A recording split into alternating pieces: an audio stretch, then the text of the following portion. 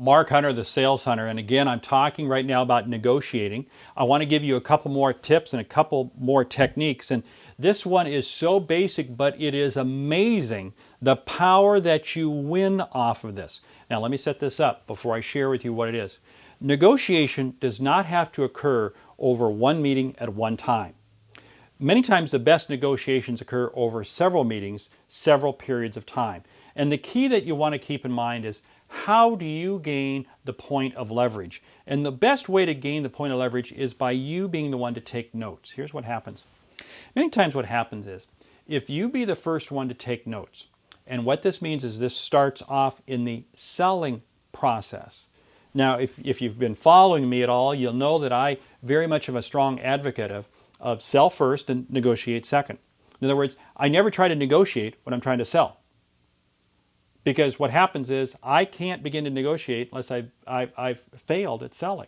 Now, that doesn't mean I failed at selling, no, because the selling is all about identifying the needs and the benefits of what the customer is looking for. But one of the things I've been doing during this phase is taking notes.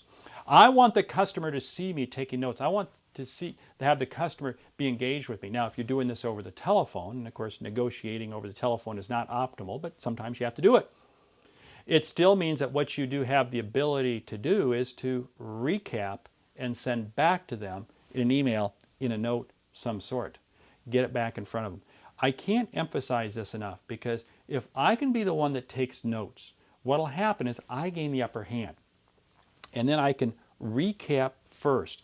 And when I mean recap first, I mean recap instantaneously.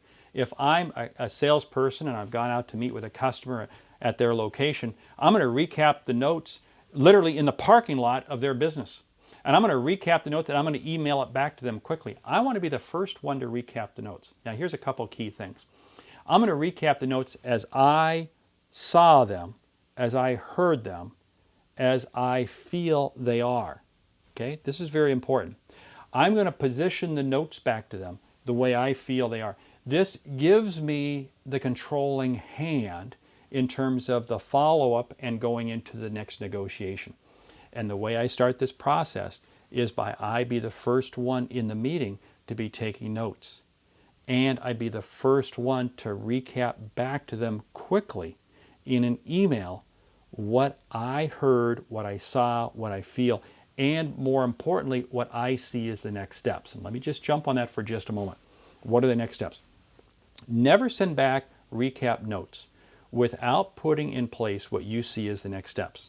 This does not necessarily mean you put into the notes what you have agreed upon up to that point. Because once you put something into writing that you've agreed upon, it becomes locked in stone.